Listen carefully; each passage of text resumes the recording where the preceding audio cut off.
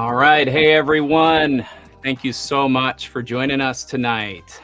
We have some amazing guests lined up. And, you know, I feel like I got to say this. Tonight is not about channels. It's not about likes, subscribes. It's nothing about that. Tonight is all about celebrating the life and the legacy of a true rock icon. And I just want to say I'm so glad that all of you are here with us today. As you get settled in, why don't you go ahead and leave in the comments where you're from, what your favorite Ozzy album is in the chat. It could be a classic record from the Sabbath days or something maybe a little bit later in the solo years. We'd love to hear from you. Let's see here. Let me get everybody so you can see who is here with us. We got a great live community, which I'll introduce everybody here in a moment. I do want to start out with something real quick, though, if I may. Oh man, this sounds serious. He's pondering. I'm getting emotional. I usually don't get emotional on these things. It's kind of weird. Sorry. I wanted to say that, Ozzy wasn't just a rock star. I mean, he was rock.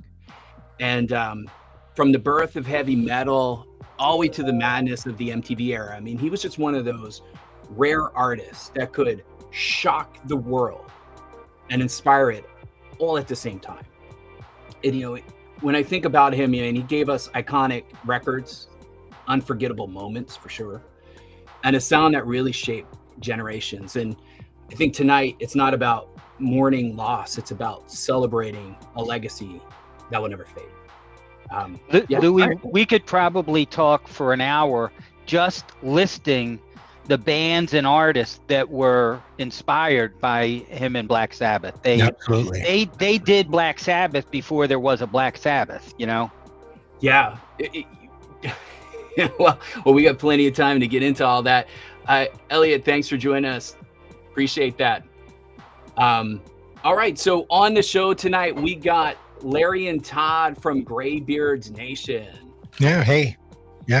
Thanks for having us. And we're also multicasting on our channel as well as yours, and on Mitch's Vinyl Corner as well. Yep. We also have Mitch from Mitch's Vinyl Corner. Thank you, Mitch. And we have the man who needs no introduction, Mr. Mazzy. I'm the unlikely guest, and I'm only here because I'm old enough to have seen Black Sabbath twice, in 1970 once, and 1972. I'll get into that a little bit. And I even acknowledged to Louis early on when we were emailing, I didn't really follow them after the Black Sabbath Ozzy stuff. So I will bow out when it's not things I don't know about. So I'm a tasteful person. But I will say one thing. I did just watch that. I don't know how I missed it. That Amnesty International video when he recorded the John Lennon song, How, that popped up. I had never seen that. And that brought a tear to me when I saw that video. So I'll leave it at that for now. And Mazzy, you're fresh out of a Devo concert too, from my understanding. Last night, yesterday. One of the bands that was not inspired by Black Sabbath. We don't know. I don't think you could go to Seven Shades or the Seven Steps. No. Devo to Black Sabbath, but whatever. Well, we really appreciate everybody coming in. As you get settled, go ahead and share in the comments where you're from. Maybe share your first Ozzy or Sabbath memory, your favorite album and why, or if you saw Ozzy live, what concert it was in. We'll go ahead and pull your comments up on the screen. Speaking of the early years, I tell you, man, you put all the crazy Ozzy stuff aside for a moment and just look at the man who grew up poor as poor can be, who could barely have clothes that fit on his back, that couldn't even use the facilities in his own house, right? Didn't really have talent per se at the time, or, just everybody said he wasn't a good singer, all the people who knew him. And he built an empire when you think about it, right? He founded heavy metal. He became a TV celebrity. He became a household name. And he's a legend. I mean, just from nothing, from like a true rag to riches story, but always humble at the same time. Just such an amazing person, right? The real man's man, if you will, in a sense of like anybody can make it, anybody could be a rock star and be on stage. I don't know. Can you imagine the clout that a lead guitarist would feel like when Ozzy went solo? Imagine the clout of being a lead guitarist and being green lighted to be Ozzy's lead guitarist. That's like, you know, being a wide receiver for Tom Brady on the New England Patriots. You know, it's if you've done that, you know you got chops. You know people are going to hear it, and you're going to be a star. And he's had many lead guitarists that have gone on to other things because of the thrill and honor of playing with Ozzy, especially after he left Black Sabbath. Yeah, but I mean, even when he's Tony Iommi, I mean, an incredible guitar player. Yeah. And then Randy Rhoads, right? I think he said one time, and I don't know if this is the exact quote, but one of the quotes he had said was, Randy Rhoads saved my musical career, and Sharon saved my life. I think it was something like that. It's paraphrasing. Yeah. Pretty amazing. Yeah, man. How terrible way to go too with that plane crash. Yeah. You know, he was, I don't know if I have this exactly correct. And if I don't, I'm sure somebody will correct me either here in the audience. But the plane was whizzing down over Ozzy's bus where Ozzy was sleeping. It clipped it. And, you know, and the third time, that was it. Too close and Yikes. boom. That's scary. Yeah, just terrible. Apparently, in the autopsy, they said that the pilot had cocaine in his system, but Randy himself only had nicotine. Because apparently Ozzy said like Randy wasn't like a big druggy type; he just wanted to play guitar. So, I mean, that's even more tragic, isn't it?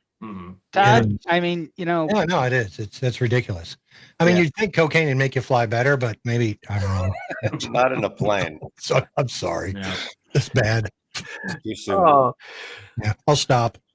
Well, Elfvision pulls up a really good point. I mean, the fact that Ozzy got to perform just weeks before he went to the other side, I think, from a guy who was really passionate about being on stage and was always vocal that he's never going to retire as long as there's a stage for him. I think if he went out anyway, that would be the way to go out, man, by performing till the very last moment.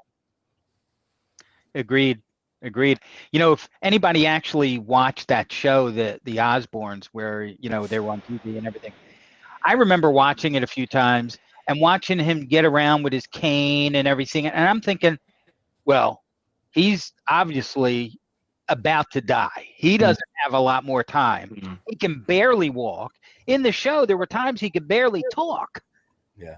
And yet that wasn't the end for him. When it came time to get on stage, it was like the old show must go on mentality took over Ozzy, and he went out and put on a great show with usually a great lead guitarist too. Yeah, that's very fair. So we're asking the folks that are participating at home, you know, what was the first time you heard Ozzy? But I'd like to get everybody else's opinion on this as well. Maybe Mitch, you've been a little bit quiet. Do you remember the first time you heard Ozzy, whether it was Sabbath or something else? I can remember hearing Sabbath on, you know, the radio. I'm 39 years old, and you know, my mom and dad, you know, grew up in that era where Black Sabbath was really big in the 60s and 70s, and I can remember hearing them, you know, pretty early on in my life. You know, Paranoid, Iron Man, you know, we're constantly on the radio, but I really didn't get a whole much more appreciation for them until later on. And honestly, as weird as it may sound, when I joined the Marine Corps, because Black Sabbath is good going to war music. Yeah, it is. It might be interesting way to talk. Todd, you were in the Navy, so I was. You kind of understand. Like Black Sabbath is good going to war music, and then it was. Yeah, it was. I mean, it was really good, and that's when I really started delving into the later years of Sabbath, and I pretty much am a purist too. Like anything after Mob Rules, I'm really not. I don't follow Sabbath really after that. I think it was that and the Dio years, and then I just kind of lose track from there. But yeah, that was my first memory of Black Sabbath. And hearing him in the movie Heavy Metal way back in the day. That was very cool. Yeah, That was very even cool. though that was the Dio era. Yep. I can remember hearing, I'm like, wait, this is Black Sabbath? Where's Ozzy? And then I'm like, oh, they kicked Ozzy out of the band in '79 and they got Dio. Yeah. I'm like, oh, and then I started researching that too. So, yeah, from an early age, hearing them on the radio. And then when I joined the Marine Corps, you know, all the guys we were all playing Black Sabbath. So, What about you? Go ahead, Larry. No, I was just going to say, like we were talking before we went live. It's, to me, it's similar to the Van Halen, you know, with the David Lee Roth and the Sammy Hagar, and people feel, you know, oh, I only like this part of their catalog, and I only like this part. And to me, I love it all.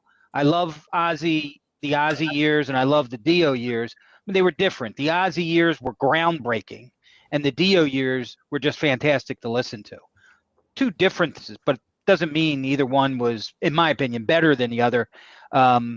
Unless you look at groundbreaking as better than just great to listen to. You didn't like the Ian Gillian years with Born Again? No, I did Come not. on. I was going nowhere. I have it right there at my front door. I know Mazzy. He's actually been to the concert back when the Sabbath early days. I was trying to think. That's what I'm really looking for. Yeah, I was trying to think. I first bought the first album very soon. I grew up. I'm that generation. I grew up with obviously the Beatles and rock and roll and the psychedelic stuff in San Francisco. And I remember seeing that album cover in a record store. It probably was Tower Records at Columbus and Bay. And I can't remember if I had heard it, because I was also into buying records because of the covers, and it looked really psychedelic to me. And when I got it, obviously the heavy of it, but I was attracted more. What I thought at the time, or what I felt at the time, was it was dark, it was moody, it was psychedelic and dirgy, and I liked that. And I had been for a couple of years into Led Zeppelin and that stuff. And I think that up until that, the heaviest record that I had that I loved, and I know there's arguments with you metalheads about the first metal album, but I know it's not metal, but to me was Summertime Blues and Vincimus Eruptum by Blue Cheer. Now, it's a different thing completely, but it's one of those heavy records. But I remember getting that first album, and I turned 16 in 1970, got my license in August, and my buddies, I think I first went to the Fillmore West, which is separate than the Fillmore. Bill Graham moved the facility but the Fillmore West, the Zeppelin show, I never saw that, but I realized I saw Black Sabbath before I saw Led Zeppelin. I didn't see Led Zeppelin until '73. And so I went to that show, but I didn't go to see Black Sabbath. In fact, they didn't even headline that show. And I was trying to remember it. I looked up the set list just to see. I don't remember the songs. They were the middle band. The opening band, I have no recollection of seeing, and I might have come late or something, but was Sugarloaf. Remember Green Eyed Lady? Yeah, sure. Yeah, That was great a big song. hit. I had that single. I love that song, poppy and little poppy psychedelic. But Black Sabbath was the middle group, and the band I went to see who headlined was the James Gang. And Nice. it was their second album that had come out, Rides Again, I guess that's the one. And I was really into the James Gang for a while, and then I don't think I really knew the personality of Joe Walsh. We didn't know Joe Walsh from his solo stuff yet, and of course not even the Eagles stuff. But so I went to see them, and I was trying to think. I remember them just being very loud and great, but I was not again, I've never been an obsessive fan of Black Sabbath, although I always liked them, and I got all their Ozzy albums as they came out.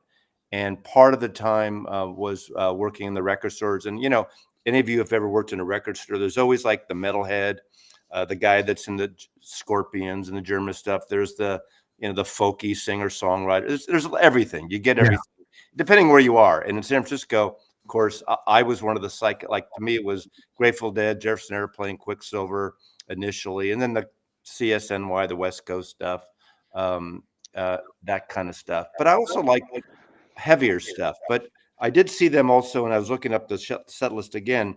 Winterland was the place I saw probably more shows than anything in the 70s because shows were $4. I think I don't remember how much this show was, but the Stones with Stevie Wonder's 72 Exile was $5.50. So we'd go to 2 shows a week at Winterland, and you just walked in. There was no seat. It was used to be an old ice rink, ice follies, ice capades kind of venue that Bill Graham took over. And that's when they headlined. And I looked it up because I had totally forgot. The opening act for that was Wild Turkey, which I hated. And I know it's the guy from Jethro Tull. I didn't like them for some reason at the time, but I kind of went, again, not specifically for Black Sabbath, who headlined, but for the middle band was Yes when Fragile came out.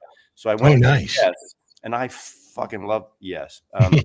But what's great about it is Black Sabbath did a longer set than they had, because when you do a middle set, if you're lucky, if you get an hour, I don't remember how long they played. I looked it up. They played 10 songs in 1970 and 14 songs in 72. So I remember, seeing Ozzy on that stage was pretty amazing because, the darkness of him, I know we all have seen clips and stuff, but I never really followed him after that. I never saw him again. I never saw Ozzy solo, and I never bought an Ozzy album. That's why I feel like a poser here with you guys.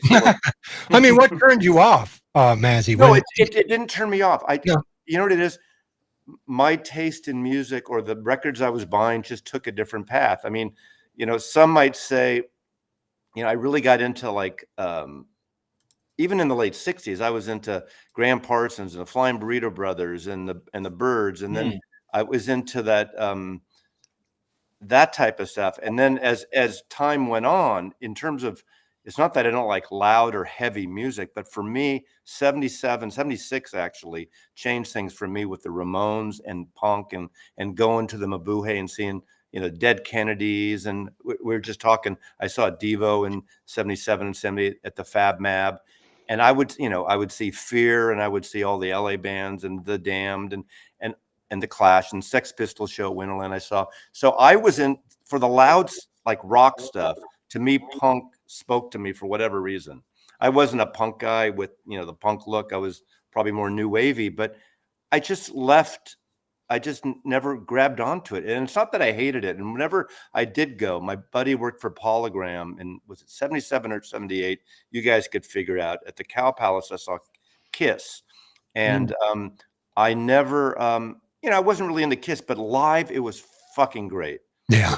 Yeah. But I wouldn't play it at home. He gave me promos. So I remember he gave me one day all the 4 separate, Kiss solo albums with the same face. I had promo copies of that for like 10 years until I sold them off or something. Probably should have kept them, but I don't know. It's just, your paths go. In being in San Francisco, it's so funny. The San Francisco crowd wasn't a heavy metal crowd. The San Jose crowd, the Peninsula, they were more into heavy and rock, the heavier rock stuff. Just, I don't know what it is. The urban guys, there are exceptions, obviously. It's not across the board. So I remember the radio station in San Jose, KOME. I used to live in, don't touch that dial, it's got cum on it. Exactly. KOME and KSJO played more of the heavier stuff, rock and roll stuff. KSAN was more, KSAN broke Elvis Costello in America. And I was getting into that type of, those kind of British artists and stuff. And that's what I got into. So it wasn't that I was turned off by Ozzy or that whole thing. I was into Deep Purple. I saw Deep Purple very early.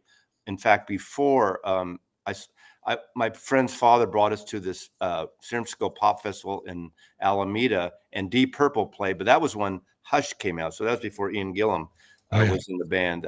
Was it John? What's his name?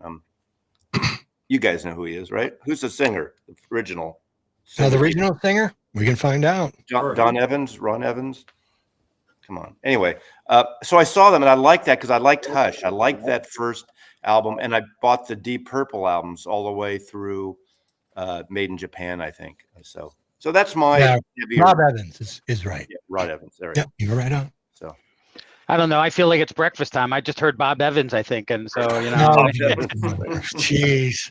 Is that NPR? No, was it? It's old man jokes. Come on. Hey, Mazzy, you Mazzy, gotta get to I'm know an him. old man. I'm going to just take 20 seconds because Or it's me. not Ozzy related, but you had mentioned the James Gang and Rides Again release. I don't know if you're familiar at all with the release of that album and the recording of that album. Yeah, the But Bolero thing. the Bolero thing, right? I have Yeah. 3 copies of that album with the original, whole thing with the Bolero I in it, which was at one point in time, it was kind of hard to get. And I kept, anytime I saw it, I bought it, hoping it was a little better shape than the last copy I bought. But interesting that you know that. That's unfortunately, great. in 1995, I had about 6,000 albums because being in the record business for 10 years, I'd get promos, and I'm a constant to this day.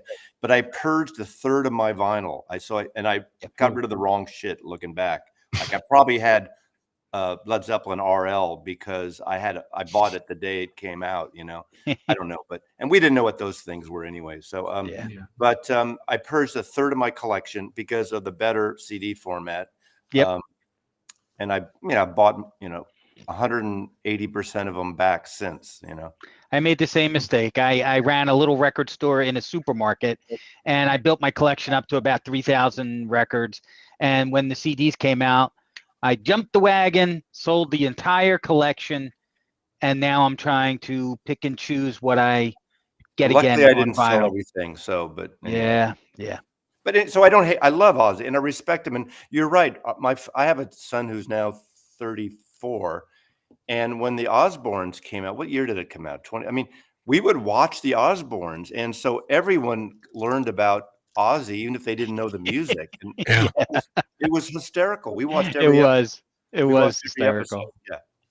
Yeah, I was in high school when that came out. Yeah, it came out in 2002, and it ran until I think 2005 when I And graduated my high son school. was 12 then, and we were watching Yeah. it. He loved it. Yeah, I remember Hot on watching it. it. I'm like, this is fucking hilarious. It was the only And- reality show I watched. Yeah, because like reality TV really wasn't, a thing. I can remember growing up in the '90s watching because I have 2 older sisters watching The Real World and like Road Rules back then on MTV. Like that was I what remember was those. considered like reality, but the Osbournes was a whole nother level. Like the first episode when he's trying to figure out the remote.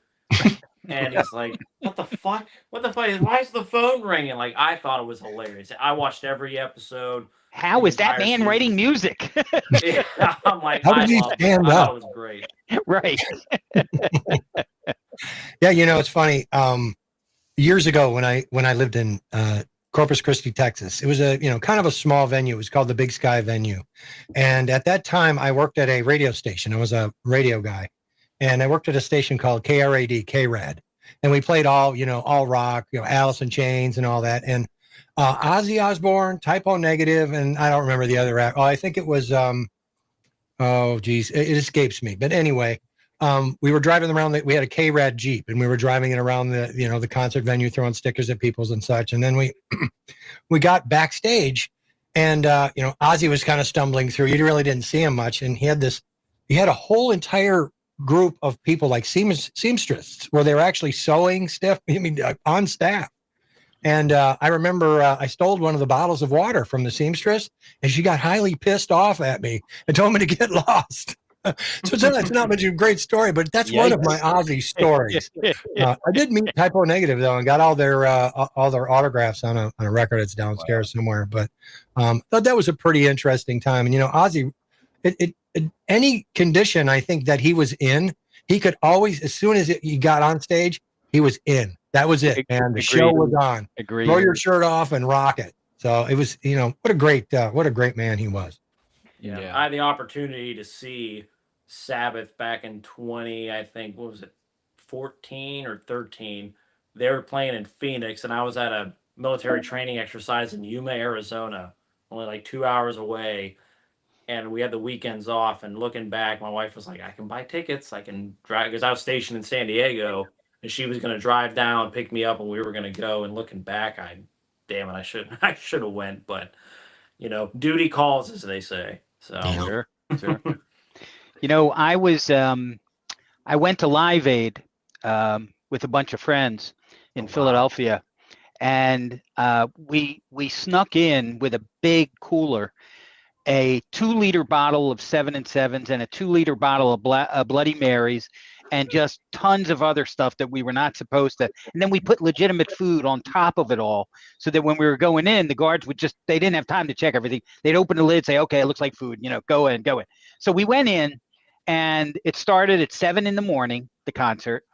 And me and my friend Glenn had the cooler, and we were like, when should we start drinking? We're preparing for a long day, and they started out with some folk music and the Hooters, a local band.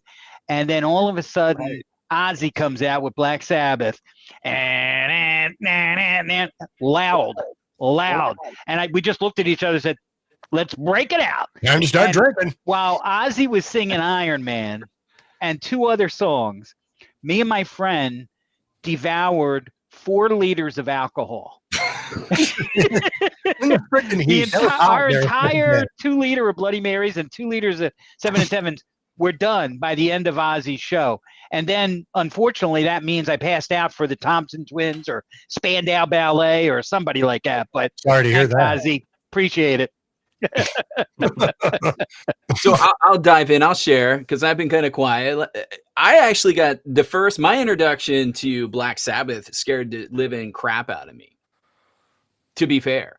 So I went over to my uncle's house. My uncle had a roommate who was a record collector, and he had tons of records, and that's just what you did back then. And I'm flipping through the records, right, as a young kid, and I come across the Black Sabbath first, self-titled, and it looks freaking evil. Like, as a kid, that's a scary cover, man. It's an evil, scary cover. It was meant to be, right? What's that? It was meant to be. It was meant to be, right? And it scared the living crap out of me. And of course, I have no idea or a concept of what this music sounds like. And my uncle's roommate's like, I'll put it on for you. He puts it on. He puts on the Black Sabbath song, and I'm just like, this is the most evil crap that I ever heard in my life. I mean, it's talking about Satan's coming and all this stuff. I'm like, I had nightmares for like the longest time. I wouldn't even go over to my uncle's house because I thought his roommate was like a Satan worshiper. Like that was my impression, my very first impression of Black Sabbath. It scared the crap out of me. I think in that LP, it actually came with like a poster. It was kind of like this weird kind of. I thought it came with a bat's head. No, that was later, Larry. No, I don't remember being. It's funny. I don't remember being scared of it because I was 16 years old. No, well, I would have been 15, 16 when the first album came out. But still, I was listening to so much stuff, and it wasn't any creepier than some psychedelic music. I mean, it was different, obviously, and heavier. But I just remember, even FM radio, we had KMPX and KSAN, so freeform radio kind of. One of the areas it started was in 67 in San Francisco, and the DJs could play anything. It wasn't programmed yet until the later 70s, when all the corporations started buying it. But they would play things, and you'd mix a Black Sabbath song with a Grateful Dead song, with a Dylan song or a folk song, or even a classical Pachelbel Canon in D thing. It's like a freeform radio, man. Seriously, and you could. There would be African music. There would be all kinds of stuff. So I feel, I use the word blessed for me, but I was exposed to so much stuff. They'd play Ravi Shankar before this kind of music too, and so it just all seemed to fit together. So even some soul music or more funky stuff, maybe so much. Not really Motown by that point. They got away from Motown, but doing the soul, Sly Stone, of course, that stuff. So music wasn't segregated as much on those stations. I mean, yeah, it was more white bands and things, but obviously Jimi Hendrix, and I was into Pink Floyd a lot. That was a band. I think like with Black Sabbath, I got more into the Pink Floyd type stuff and Hendrix stuff, and than that. But that's a great thing. You just got turned on to everything. So you didn't. I mean, like prog, King Crimson around that time too, and yes, but we didn't call it prog. There was no subgenres that. I mean, there was folk music, jazz, blues, rock. It wasn't. There was nothing like. I don't think I knew what shoegaze was until 10 years ago, or all these different subdramas, or college rock, or math rock, or whatever the fuck they call it now. So what you're trying to these say? These are real things. I'm not making these up. So what just happened there is Mazzy called me a sissy. That's just what happened.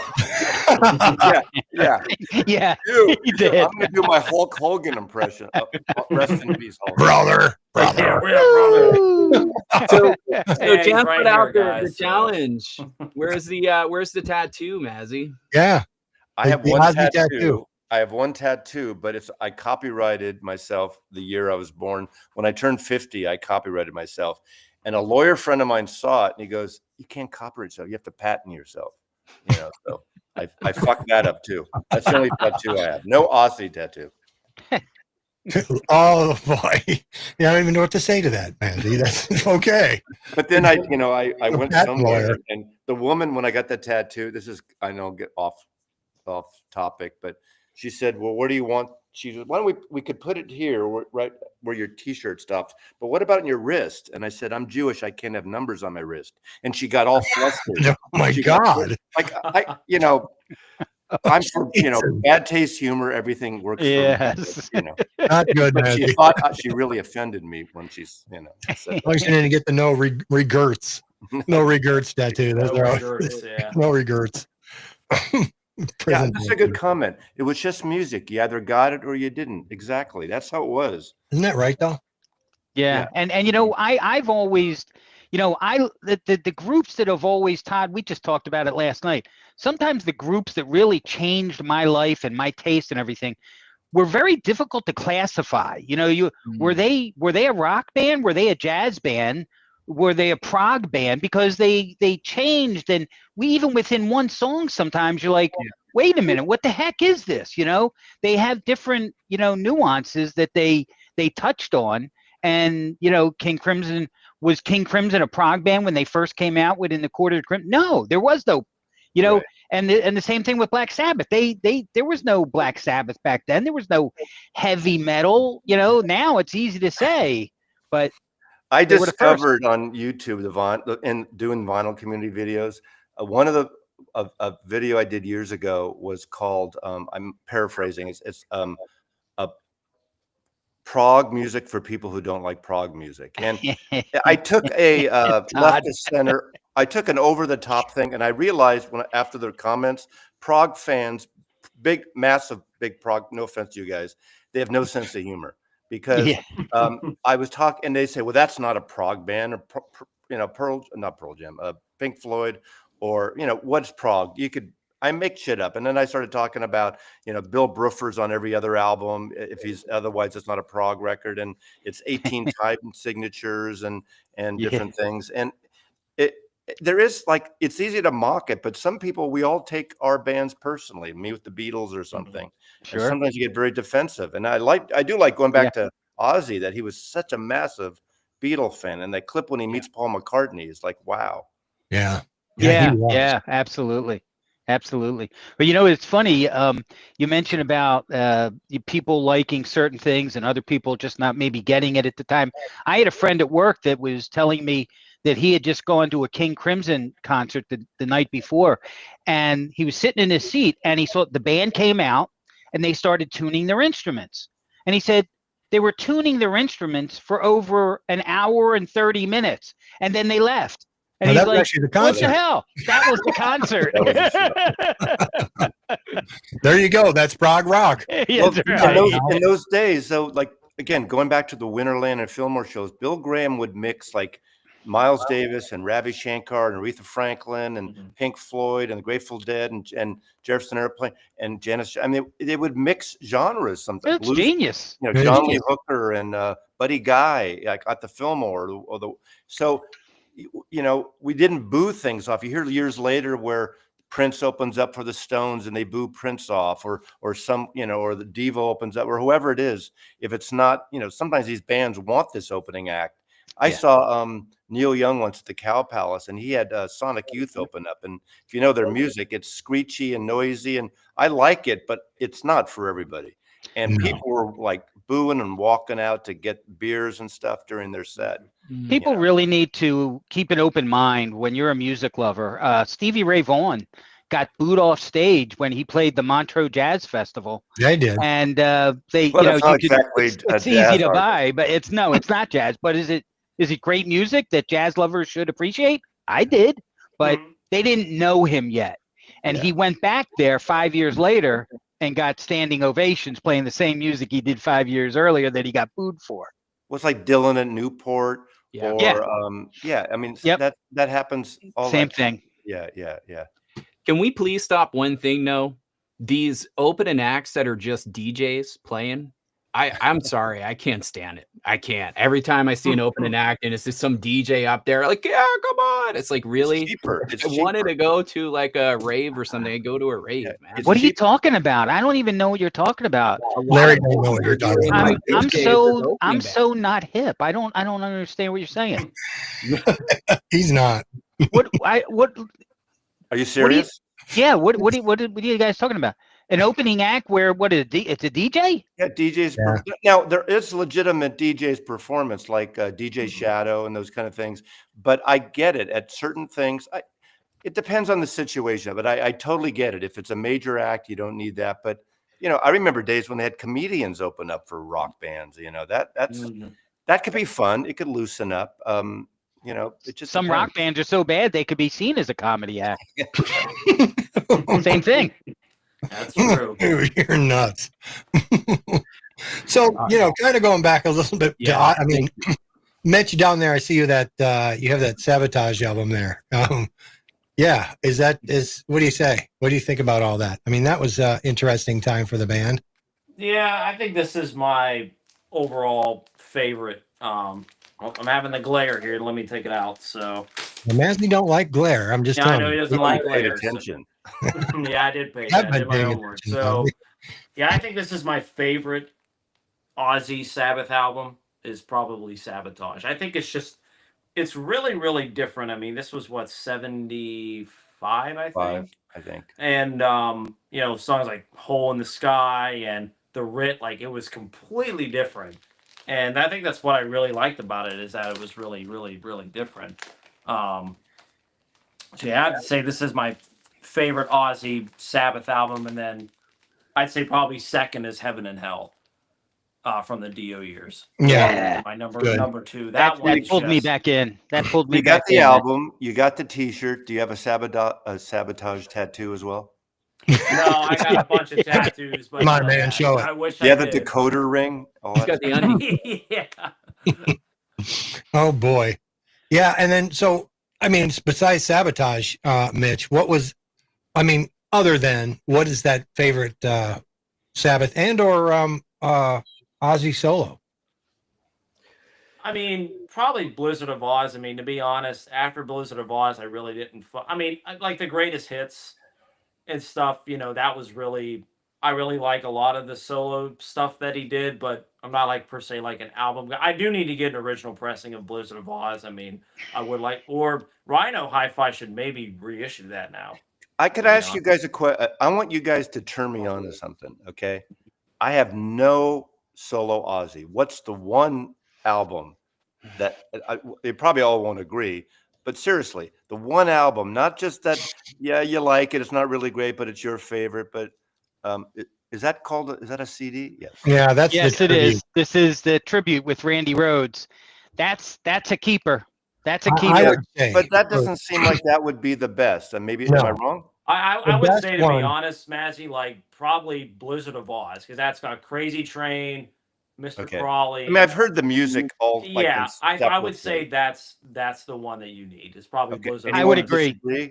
Yeah, Todd, you no, I see- would agree. Yeah, I think Mitch Masney, is. I'm going to go with Diary of a Madman. Yeah. Well, Okay, yeah, that one's actually decent. It's an extremely underrated album, but the orchestration, and when I say orchestration, I'm not talking about an orchestration there, an orchestra. It's just the way that it was produced so well, and it just takes you through a whole entire experience. When you hear Over the Mountain, and then everything that was done there was so well done. And I will tell you that I partook in a lot of and when I listened to that album, especially before school, What, and Tap I Life? was lipstick. My lips are always chapped, and absolutely the best album ever. Honestly, stream it. It is worth picking up, and Okay. obviously it's supposed to be played on vinyl. I That's have always the Apple break it up. Music. I can stream it in my car when Yeah, for sure. I do thank you guys for inviting me here, because I know I'm the unlikely choice, as I said at the beginning, just because I'm old and I've been to the shows. But I know Chance, Concert Buddy, said something about my tattoo earlier, and I keep thinking, because I have this reputation, which is unfounded, that when someone dies, I always make a video on it, and I don't. It's only people that I really, really, really like connect with. So it's bullshit. And I realized I'm the only fucking VC person who hasn't done a tribute on Ozzy. There's been thousands of them. You just so did. This right is now. my tribute in a way. Yeah, we appreciate that. We appreciate that. Mezzy, I want to go back to your question, though, because No More Tears is probably arguably you just got the top 3, I think, between No More all the Tears. albums. Yeah. I mean, that has the famous. Basically, I Mama need the box set, as you're telling me, right? No, don't get the box. You don't need all 13 albums. Yeah, I heard that is not a good box set. And are those 3 on Warner's? Were they on Warner's? Do you know? Actually, I don't know. Let me see. I got it here. Oh yeah, you got Blizzard of Oz. Yeah, this is actually on Jet Records, which I'm sure it was a subsidiary. That was part of Columbia. Yeah. Because that was, it was on Jet. ELO was Jet. ELO was Jet Records. Right, Exactly. That's Columbia. So I didn't. Okay. So, Todd, you actually have a story, I think, related to Blizzard of Oz. I do, actually. So at this time I lived, I was visiting up north in Wisconsin. And I kept to find out that the Blizzard of Oz tour was playing. I believe Motley Crue was playing with them, and it's brand new. Motley Crue was a starting band. They pretty much kicked ass. And on the way to the concert, which is about an hour away, and we were driving down the road, and sure as shit, a badass blizzard blew in. And it just so happens that we decided before we left home that we were going to drop some mushrooms. And unfortunately, halfway through the trip, we had to pull over on the side of the road and laugh in the snowbank for at least 20 minutes to get it out of our system and then get back on the road. And here's the interesting part of it. We got in there, it's a huge coliseum at Dane County in Madison, Wisconsin. And we get in there and Ozzy, Motley Crue's kicking ass. Everybody's getting into it. We're having a blast of a time. And then it just kept snowing outside. And so finally, Ozzy Osbourne comes out and he goes, "Look, everybody, the roof is full of snow and we don't want anybody to be in danger. So go off to the concourse, go out. And I promise you that we're going to play tonight."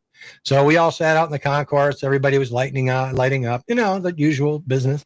And it had to have been 20, 30 minutes later. I guess they turned on the heat things or whatever, and the snow was off, safe, go in. And Ozzy kicked ass through that concert. And it was excellent. I mean, he had, at that time, the big steps coming down, and he had his robe, and he opened it up, and the bats flew out. And man, it was an incredible show. And you know how they had the keyboardist at the very top of the left of the stage, kind of light green light, and he was playing all the keyboard parts.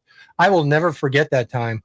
And I have to say, I was looking for my ticket stub. I have millions of them; they're all over the place. But I wanted to find that ticket stub from that concert. It was like, I don't know, 1982 or 81 or 82. But I absolutely loved that concert. And of course, we all recovered and had a good story to talk about for several months. That's an awesome story. Did you tell your Navy recruiter that for the drug waiver portion? I did. I actually told him that I was on acid regularly. Just say you're into agriculture. And it was agriculture, right? Don't panic. It's organic is kind of what I was telling him. There you go. Telling him in. So it all worked out. Yeah. Yeah, the Navy will take you. Yeah, come on. Yeah, the Marines wouldn't take me. Yeah, but that's my my Ozzy story, which is kind of a fun one. Louis Zachary has a great comment here about the heavy metal movie, and I'm in full agreement. The movie itself, the animation, and the songs that it introduced or brought to people's attention really got a lot of people to listen to a lot more music than they may have been exposed to previously. It was excellent. The unlikely addition of that, Devo was on that soundtrack. Yes, they were. Working in a coal mine. And Yep. Warner Brothers liked that so much, they stuck a 7-inch in that album that it was too late to add it to the record. So they included a 7-inch on their third or fourth record. I forgot which one. Mazzy, I think there was a Star Wars movie where they had a band playing in the bar, and they were inspired by Devo. Those characters that playing in that band in the bar. Devo cover band. Yeah. But you know, here's an interesting thing. Speaking of cover bands, and I was thinking about this, especially the last few days, but I've thought about it before, and I've seen Ozzy Osbourne cover bands before, and I have never heard anyone emulate that voice. It was such a unique voice, the way he sang, the way he could be high, and it's just the timbre, right, of his voice was so amazing. And I don't think you can actually reproduce that. Guys, what do you think? Have you ever heard anybody actually really reproduce, like in a tribute band, a cover band, that the Ozzy thing? I've never heard it. Not anything good, anyway. Yeah, no, Todd, I've never have, man. It's a good call out because his voice magically also just floated above all the heavy metal behind it, all the guitars, and it never got lost. It always was a great separation between his vocals and the music behind it, which I think is part of what makes it legendary. I don't know what octave or whatever he sings that, man, but it is legendary. Yeah, it's very unique. Yeah. And the moment he opens his mouth, it's him. You could be in a dark room. No, don't even know who Ozzy is. You'll know that voice. Yeah. There's a guy in the vinyl community. I don't know if you ever know 6-inch pianist, John. Yeah, I know him. Yeah, great guy. And most of his stuff is R&B, soul, funk music. He is one of my favorite channels because I learned so much about that kind of stuff. But the cool thing about it, and obviously he's a fan because he lives and grew up in Birmingham. So it would have been good to have someone from Birmingham. And I've learned you got to say it like Birmingham. You don't say Birmingham. You got to say it without the H. Birmingham. Birmingham. But, I mean, they went crazy, obviously, the last few weeks during the reunion, that show and that thing. But, that's a major force in music, obviously ELO and other bands too, but Northern England stuff. So we got to mention Birmingham. That's what we got. Right, yeah. Just because it's cool to say. Well, Birmingham's cool to say, and that's where they grew up. Yeah, the Birmingham Blues, a good song from the Out of the Blue album. I mean, do you guys remember when there's a story when Ozzy had auditioned? Well, I wouldn't say auditioned, but he had put something on a, like a band board where you sign up and you're looking for groups. Ozzy something needs a gig. What was it? Ozzy? Yeah. I'm going to have to look it up. Yeah. He mentioned that he had a PA. That was his whole thing. He had a PA. He had his dad buy him a $250 PA set. And that was it, man. And actually, Tony Iommi actually said, I think the first time they met him, when they met him to like meet up for like their first like what you call like a rehearsal session or whatever, he actually had a pet shoe on a string that Ozzy would like just drag down the street with him. And then Tony said, "Who the hell is this guy? Like what the fuck?" Perfect. Hire him. Perfect. But that just goes back to like I know we were talking about earlier, like just how things all kind of work out. Like Tony had that accident in the factory where he cut off the tip of his finger. Yep. And with that, he was able to create essentially the Black Sabbath sound, because he had to put like a, what do you call, like a metal like thimble on. I think he started off with like a thimble and then he taped it up and stuff. And it created that really dark, like, heavy sound that we all know of today. So I'm like, Fate has a weird way of working, and obviously that changed everything. So. It was Ozzy Zig needs a gig. And, then he had in there, I got my own PA and everything. And I'm sure they loved him immediately. I found maybe a little trivia question for all of us to see who gets this one. What is Ozzy Osbourne's very first band? It was Rare Breed. He joined it in 1967. It's ChatGPT. It could be completely off, but he's teamed up, I guess, with Geezer Butler and Bill Mord. So he knew these guys. It was after Rare Breed. I apologize. And then there was a band he was in called Earth. Now I've seen the album Earth, and I don't know much about them. Do you guys see Earth? Earth is pre-Black Sabbath, right? Yeah. I don't know. I don't know if I've ever seen an Earth. I mean, I think I've seen Earth albums around, but I don't know. Yeah. Now, do Sure, you it's guys not the same. prefer? I know there's. I'm not going to get into pressings in this, and this is not Yeah. about No. Vertigo or anything, but I prefer the American track list to the first album than the UK track list. With what do you guys? How do you guys? With that one track on, was it side one, side two, the opening track? Yeah, Come I on, think you guys are the experts. I was looking at I Nick, up man. there. He's wearing he's all Man. the I think I'm more. I like Evil Woman Oh. better because what it was. Wicked World was the one on the Yeah, American. yeah, I pressing. love that Wicked World. Yeah, I love it too, to be honest. But I mean, I kind of like Evil Woman a okay. little bit more because I prefer obviously the UK Vertigo. Okay. I do. I did the Good. Keep comparison. flashing that album cover. You're gonna give somebody You scare the nightmares. hell out of Yvonne somebody. I Lotte's actually gonna have doing? nightmares. I actually did the comparison on my channel a Gonna be couple able to weeks sleep. ago with Is that a and Rhino. Vertigo? Is that a Vertigo that you have there? It's a Look at you. 1971 fourth pressing that Okay. uses the Vertigo plates. And I compared it to Kevin Gray's cut. And I prefer the Vertigo a little bit more because I think it had more of the bass. But the Paranoid was much better than the UK. Kevin's cut was so much better. Those are my I don't. two favorite albums by Sabbath. The first two. Yeah, I mean, Just from I really Kevin did a phenomenal job, and I even recommended to people like if you just don't have the first album, buy the Rhino Hi-Fi. Yeah. It's a steal right now because greenies are really hard to come by now in good condition, and now they're only going to go up in price. I think because now Ozzy's dead. Greenies It'll are be- great for any friggin' record you Yeah. find. Just buy it, Yeah. whatever it is, whatever the Yeah. title is, Mhm. and pass it on if you don't like the music. But I shouldn't say that. Music first. I know music's stupid, but a greenie just for some reason I don't know what Warner Brothers did on all, whether it's a Grateful Dead or even the Doobie Brothers or Black Sabbath or just anything on those records. Right, Cooter, whatever. So. So Louis, did you have you had a couple of selections that I know you got some of the Black Sabbath, but did you get any of the like solo stuff from Ozzy? I was a big collector of the solo stuff, to be honest with you.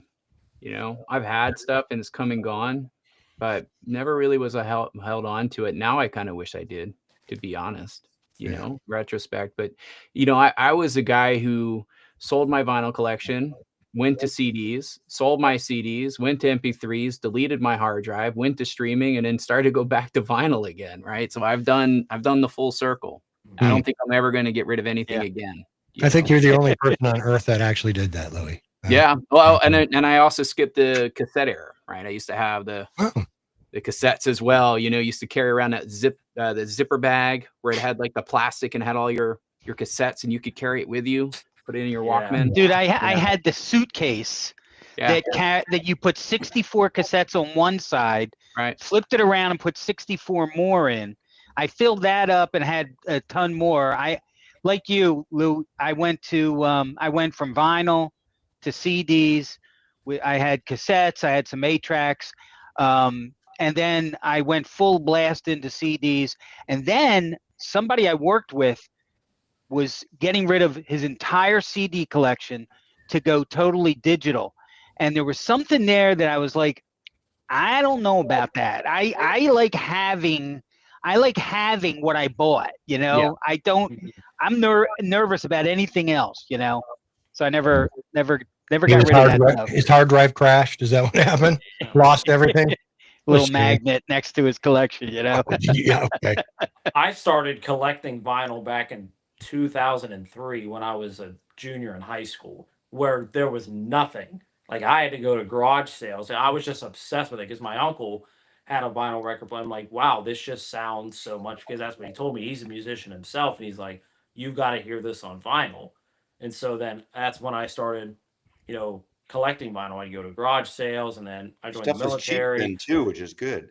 Yeah, and then when I was stationed in California for a while, and California had great record stores, so I was able to go get a bunch of stuff there, and then I deployed a bunch for like a span of 10 years, and then it was actually during COVID to where I was able to like really hone in and start collecting again and start collecting like the right way. I started watching Mazzy, your channel. I started watching Mike from the In Groove. I started watching Melissa or Melinda. I started watching all those guys. Be like, wow, I was just buying everything to buy everything back in the day. Which there's no problem with that. I was a young kid, didn't know, but now it's like I've curtailed, and I'm a very particular type of collector now. Um, so like I like what I like, and so I think we just all go through those phases. But like even growing up in high school, Louis, you and I are almost pretty much the same age, a couple years apart. But I was the guy wearing Pink Floyd shirts back when Green Day, and Limp Bizkit were Huh? when rap music was all huge. I was the guy wearing Pink Floyd, Black Sabbath shirts, the Beatles shirts, which is kind of ironic. They're like, you listen to all that hippie music, but yet you join the military. I'm like, Well, hey, yeah. don't worry about that. Oh Don't worry Rick's God, about the it. best Marine. it doesn't matter. Yeah, It doesn't. I had And a lot yeah, of and no, friends. yeah, Yeah, I had it, friends my age. I mean, I'm the age of. I was the last year they did the draft for Vietnam, and I yeah. just turned 18. But they hadn't drafted for 2 years, so Okay. I didn't get drafted. And that's another. I won't get into that. But I have no. But I had a lot of friends or Right. siblings of friends that were in the military. But luckily, only two of them I know went to Vietnam. They did other things in the military, but they were into the music. It doesn't really matter, They were Oh yeah. the music just the same. As much as you watch Apocalypse Now and hear Jimi Hendrix and Creedence Clearwater, Mhm. I mean, that was a whole different thing. Where more drugs was involved, unfortunately. Yeah, defined the generation, didn't it, Mazzy? Yeah. Pardon me. I mean, it defined that music defined that generation. Yeah, like and Fortunate Son, and yeah. yeah, it's. I mean, growing up with. I mean, again, I sound like back in my day, 19, but there is that thing about growing Oh up yeah. when the albums came out. And the Mhm. one thing, aside from selling a third of my collection in 95, the best thing I ever did, and I didn't think I did it on purpose, but when music became quite unhip, when I was into punk, for instance, a lot of people were getting rid of their prog records and Pink Floyd and Beatles, even sometimes, or Emmylou Harris, whatever. But I didn't do that because, I 5, 6 years punk and post punk and that stuff. And then, by the mid 80s, I wanted to hear Graham Parsons again. I wanted to breed, luckily I didn't get rid of this stuff. And those records were kind of pristine. Maybe I didn't play them in 5 or 8 years, Hmm. but they were there. And now it's all intertwined. And you hear Joe Strummer talking about being influenced by Hank Williams or all these bands, and even all that phony Beatlemania is bitten the dust. Those guys like the Beatles, it's Sure just, they Oh do. yeah. Mhm. so I'm gonna bring this It, it, back to Ozzy Ozzy. here for a moment. Go ahead, Mitch. Sure. I'm sorry. oh yeah. No, no. I was gonna say like to Mazzy's point, like you say, like your tagline, it's the music stupid. Like Yeah. Yeah. it's just the music. Like regardless of how you feel about certain things, I'm not gonna get political here, but well, how you feel about certain things or certain artists, it's the music that counts. I can remember, and then we can turn it back to Ozzy, being in Iraq, being in Iraq on my first tour in 2007. We were doing a patrol, and I'm in the gun truck, and I'm blasting in one ear to keep my other ear open so I could hear my platoon sergeant. I was blasting Pink Floyd Animals, which is completely, a song about greed and everything. I'm like, damn, this is really Yeah. good. Yeah. I was just enjoying the moment through the Iraqi desert, and that's a memory that always stuck with me is You listening to hear Pink music Floyd like Animals. Ozzy and metal and not so much punk. And when you have in the movie versions of military, Yeah. that music is used a lot. And then I don't know how much it reflects to real life, but it sounds like in your example, there's a lot of that happening. But then I'd go home, I'd go back to my place at night, and I'd listen to Miles Davis kind of blue or cooking, or I got a big picture of John Coltrane's Blue Train in here because I'm so much into jazz now more. I've been able to appreciate music more as I've gotten older and to explore different genres. And mainly thanks to guys like you, Mazzy, and you, Louie, and Todd, I can just go Well, appreciate it. going back to that first album, on that Mhm. track again, I always blank out. You said the name on side two. That's a jazzy song. Yeah, There's yeah, it jazz. is. Black Sabbath had a jazzy take Mhm. a little bit on that album. I mean, as dark as it is, and as devil worshiping as it is. To be honest with you, I think when I was 16, I wasn't really listening to a lot of lyrics like deep. So I didn't see it as a satanic thing. I saw it just as the music, the guitar, I heard the lyrics, of course, but the music is what hit me, and that jazzy thing, the drumming on that album, man, on that track on side 2. Oh, that's why I like the American one, because I love that. Mm-hmm. Mazzy, I have a question, and I know I'm sorry. Then we'll switch back to Sabbath, and I know that we're probably near time here. But you mentioned you let go a third of your records. If there was one that you wish you never let go, what is the one you let go? Well, it wasn't one, because part of my thinking, I remember pulling the record and putting in bins for my collection. I was renovating my house. No, it was before that. But anyway, I had moved in 1991. We bought our first house in the Mission District in San Francisco. And I was going through stuff. I think, I'm the band albums, for instance. I got rid of music from I got rid of the first 4 band albums, which are amongst my favorite records. Oh, the CDs are going to be better. I got rid of my Led Zeppelin records, the CDs. I'll get them, and I like the band. It wasn't that I was getting rid of the music, but I was getting. I can't remember what date it came out, but remember that CD Led Zeppelin box that the flip top opens up that has the whole camera. I bought that. And so I don't need the friggin' records anymore. They're probably like the best friggin' pressings. But I didn't. I don't remember anyone in the record business or beyond, even in the 90s, looking at friggin' dead wax. I didn't know what pressing is anything. But so there's no one album of bands. Luckily, I didn't get any rid of my Beatles or Kinks or Rolling Stones. The Bob Dylan. But there everything I got back again. But I keep my records pristine. When I show records and someone says, "How your cover from 40 years looks pristine," I just take care of them. And I never had them in plastic sleeves until I started putting them in Discogs during the pandemic. Never had plastic sleeves on them. Mm-hmm. Baby your records too fucking much these days. Well, they're worth a lot. Oh, And, we need an worth outdoor sleeve and Japanese this, and we need an inner sleeve, and we got ultrasonic. And sorry, throwing Obi strips out. Come on, get rid of them. Right. Yeah. So, if you guys don't mind, I'm going to share. This is a bootleg, right? An unofficial release. And here, let me get into the shit. This one here was, I believe, 4 concerts before he died, and I believe it was in Kentucky or Tennessee. This is an awesome. It's obviously a direct from the board recording. It's 4 records. I only have one of them with me. But this is all Randy Rhoads, and I think he was at the height of what he was doing. Was that ever issued in any form, those tapes on anything? Nope. It's the only thing. And then here's the interesting thing. It was such a bootleg that it was on Poverty Records. Here. Poverty Records. And some of let's see here. Grace is a Disgrace. These are the names. It's obviously not what's on there. Wild Woman of Frenchtown. And She's a Virgin. They're great tracks. Obviously, Poverty Records. It's the record label that you must sign up for. But speaks quality. It speaks quality. I will tell you that this is so good that I play it on a regular basis. It's and I will tell you the tribute concert, which is a very common record. It's good. It's okay.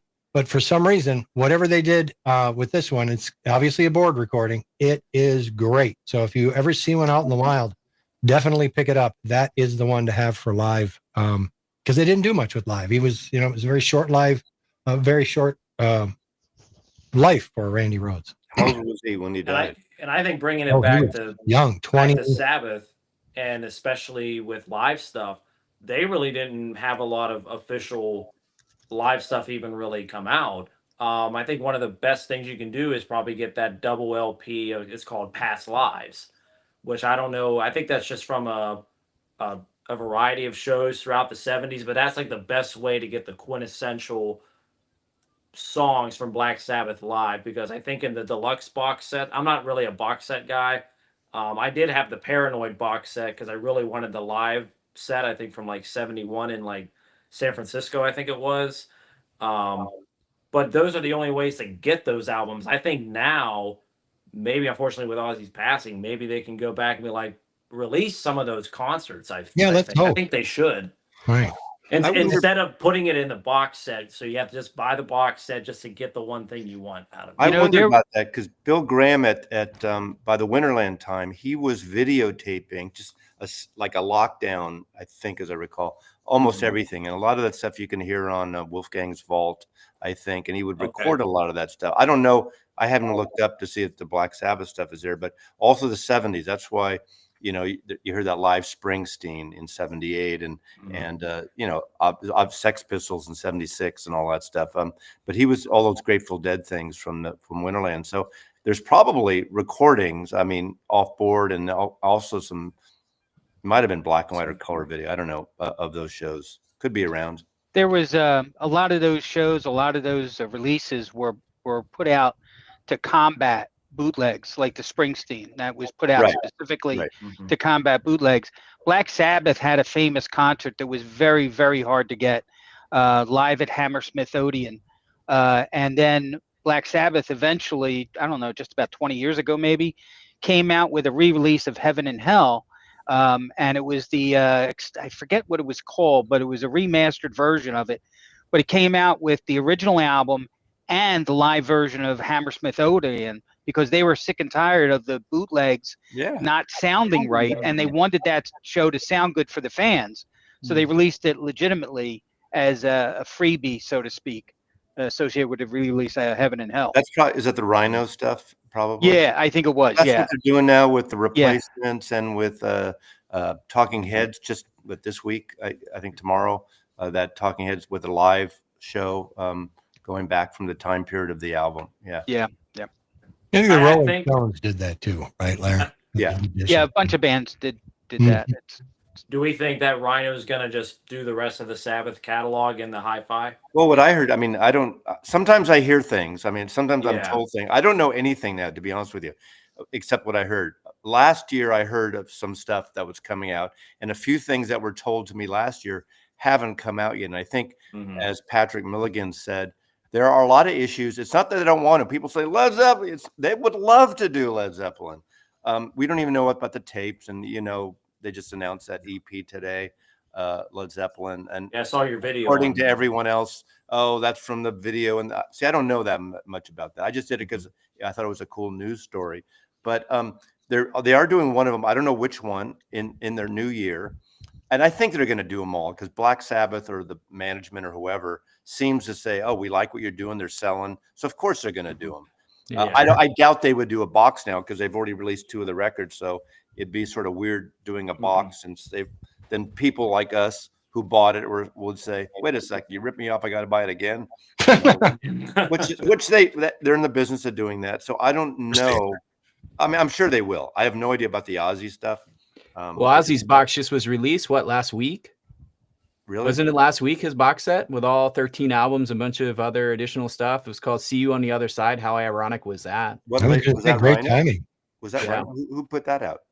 Oh, that's a great question. I don't remember off the top of my head. I don't remember seeing that as a lineup. It could be. I have to look it up. I have to Google it. But yeah, I remember seeing it come out. It was like literally, I think Todd looks like he's looking it up. It was like literally a week ago, like last week it came out. Box set. It ran like $650. I think that's why I didn't get it, to be honest. That doesn't sound like a Rhino thing. I could be wrong. This is Legacy Recordings and Sony Music. March 14th. Sony has it. Okay. Well, that makes sense. If he was on Jet, that's Sony. Yeah. So maybe the estate owned the recordings and Warner's didn't for the first ones, and they did it all through Sony. It could be. But Sony, everything is digital. They hardly, that's just. Yeah.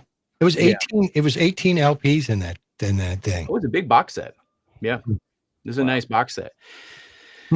We covered a lot today, man. We covered some stories about famous Ozzy when he was growing up. We talked about Black Sabbath early years and then the later years. We talked about Osbourne show and the solo career. Shared some stories about concerts.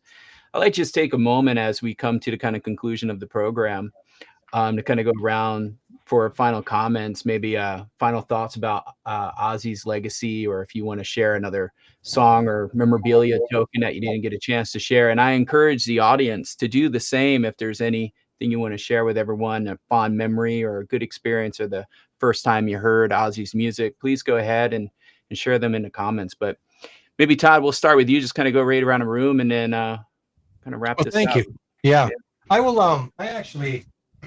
I did. Not a lot of folks actually.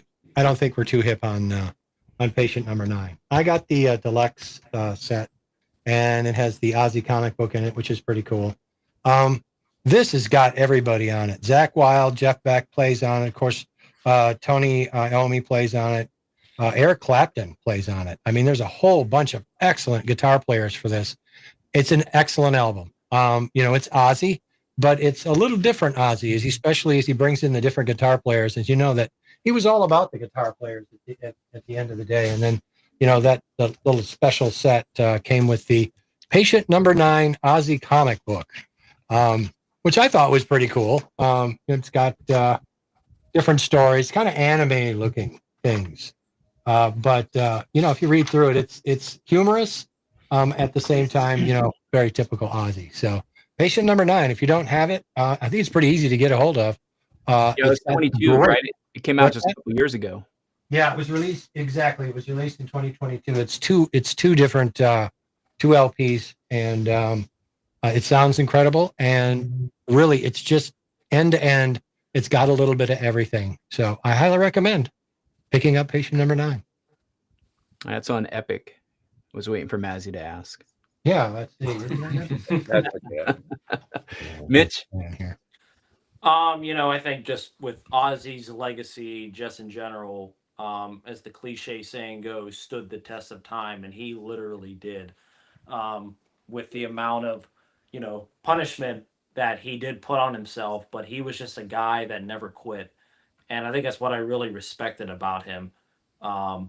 He started up Ozfest to promote up and coming bands. He did do a lot of great things. And, he's just one of those rock icons that'll just honestly live on forever. I mean, through mainly his exploits, of course, which has become like the stuff of legend, like snorting up the ants with Motley Crue, I think in like 86 or something, he did that. But he was just a guy that honestly, he just lived life. And the nice things that his family had to say about him too, which I thought was a nice touch. He was a great father. He was a good grandfather. I think that really just shows, yeah, he was kind of a wild man, but there was a gentler side to him too, which I thought was really, really good to see. And how ironic was the final song that he sang at that concert was Mama, I'm Coming Home. Like he kind of foreshadowed and he kind of knew. And there were people crying in the crowd.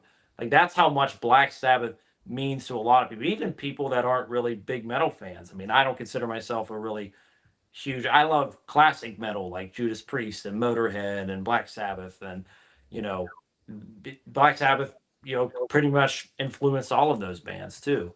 Sure did. Ozzy and Black Sabbath will just stand the test of time.